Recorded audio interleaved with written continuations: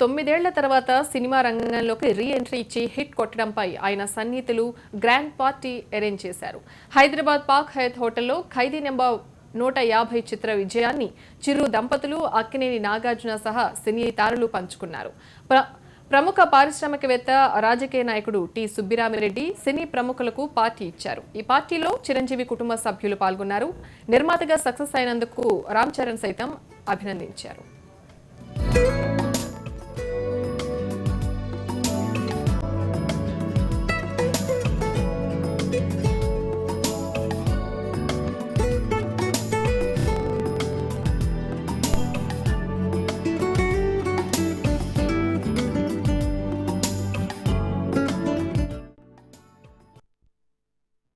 భారతదేశం కాదు యావత్ ప్రపంచం అంతా కూడా గర్వించి మెచ్చుకుని ఒక సెన్సేషన్ హ్యాపీ అయినటువంటి సినిమాను మన మెగాస్టార్ నేను చిరంజీవి గారు చిరంజీవి మా తమ్ముడు పుత్రులని చిరంజీవి ఎందుకంటే గారు అంటే దూరం అయిపోతుంది స్నేహితులు చిరంజీవి మెగాస్టార్ దాదాపు 10 సంవత్సరాల క్రితం సినిమా నటన మానేస్తే అందరూ ఏమంటారంటే సినిమా మర్చిపోయారు.